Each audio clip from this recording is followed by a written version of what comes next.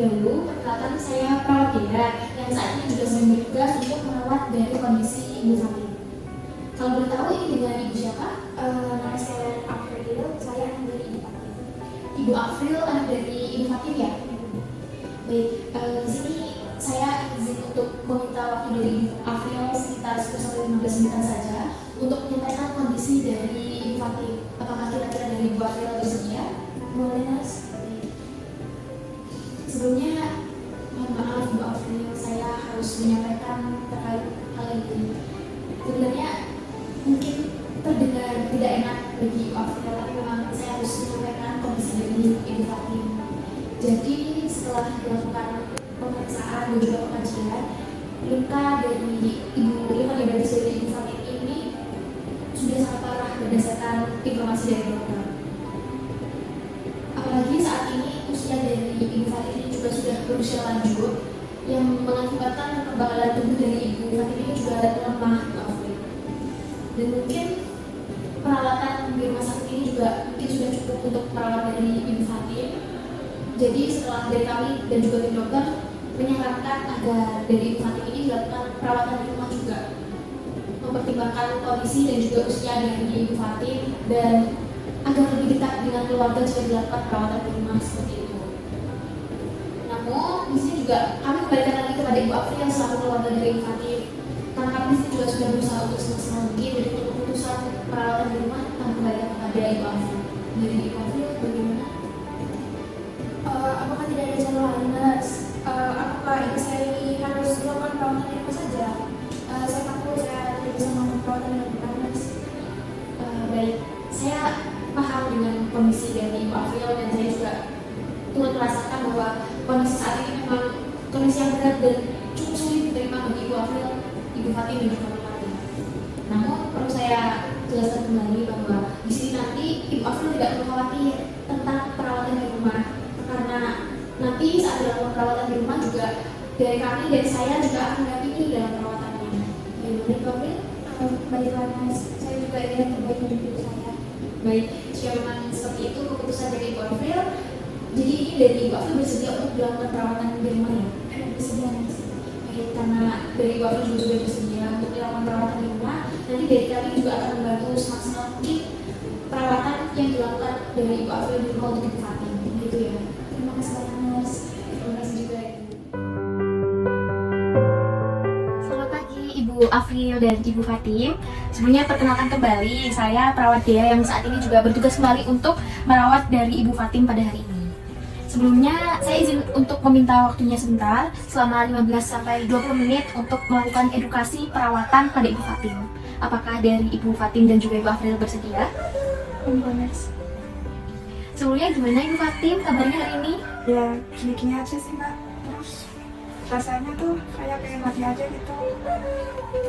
Terus luka di kaki saya juga rasanya sakit banget, terus saya sudah tidak tahan Mbak. Terus Ibu saya ngomong kayak gitu. saya hanya menyusahkan anak saya Mbak, sakit saya nggak sembuh-sembuh. Ibu tidak boleh ngomong seperti itu, Bu. Ibu tidak menyusahkan saya ataupun siapapun. Benar, Ibu Fatim. Di sini Ibu Fatim tidak menyusahkan siapapun. Dari Ibu April selaku anak dari Ibu Fatim pun juga tidak merasa kesusahan atas dari kondisi Ibu Fatim. Makasih Mbak.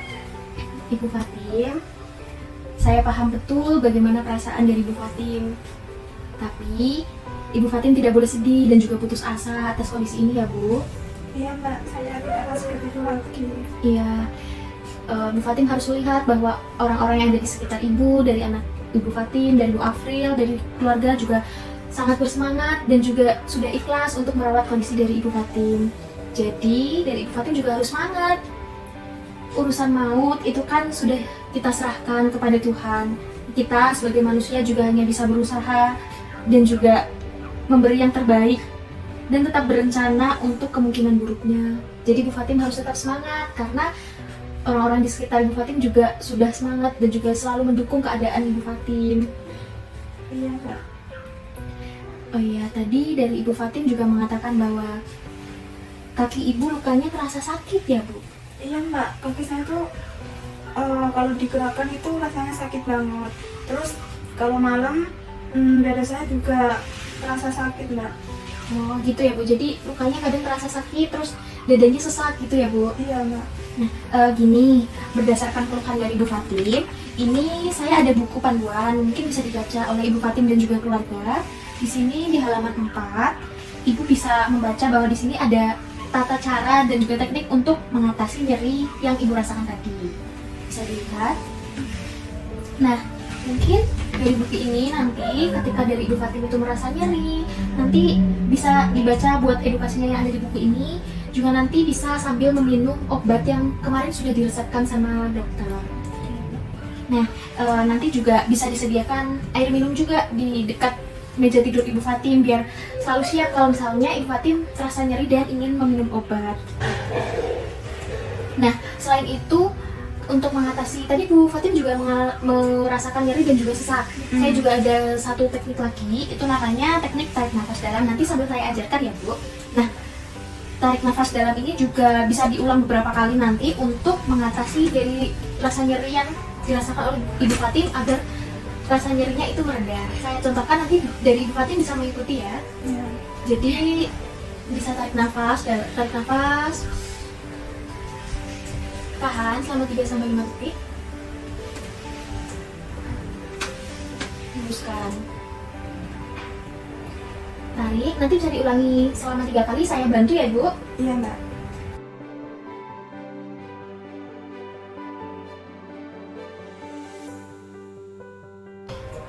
Sudah Ibu Fatim?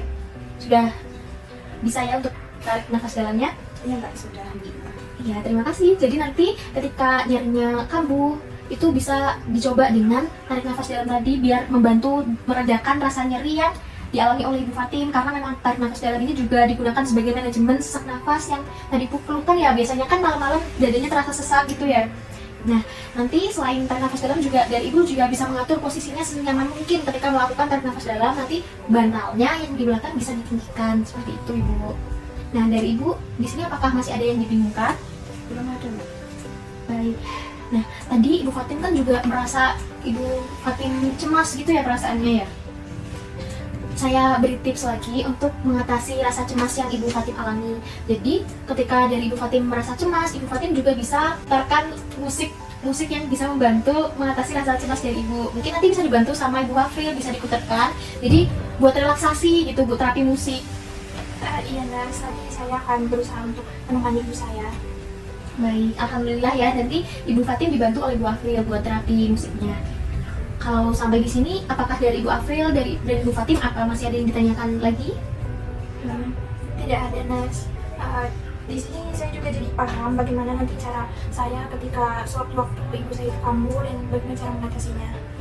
Baik, kalau dari Ibu Afril sudah paham juga, dari Ibu Fatim juga sudah tidak ada ditanyakan, saya izin untuk bertanya kembali. Tadi kalau semisal dari Ibu Fatim kambuh rasa nyerinya, berdasarkan apa yang sudah saya jelaskan tadi, apa yang bisa dilakukan oleh Ibu Fatim? Tarik nafas dalam Mbak. Terus kalau saya cemas gitu kan, bisa muterin musik gitu. Alhamdulillah, berarti dari Ibu Fatim juga sudah paham, dari Ibu Afril juga sudah mengerti ya terkait tadi apa saja yang perlu dilakukan ketika Ibu Fatim kambuh gitu. Nah, tadi juga saya cek untuk balutan lukanya masih bagus untuk hari ini. Jadi besok saya akan kembali lagi mungkin untuk mengganti dari balutan luka Ibu Fatim dan juga mengajarkan ke Ibu April gimana cara mengganti balutan lukanya ya Bu. Oh iya. Mungkin karena tadi sudah jelas juga dari Ibu April sama Ibu Fatim juga sudah tidak ada yang ingin ditanyakan. Pertemuan hari ini kita cukupkan terlebih dahulu. Nah, nanti jika Ibu Fatim ada keluhan yang memang ingin ditanyakan, bisa langsung menghubungi ke saya ya Bu ya. Baik Nars. Baik, terima kasih Ibu April dan juga Ibu Fatim. Ibu Fatim semangat terus. Saya akhiri pertemuan pada hari ini ya. Ya, makasih Mbak. Ya, assalamualaikum. Waalaikumsalam.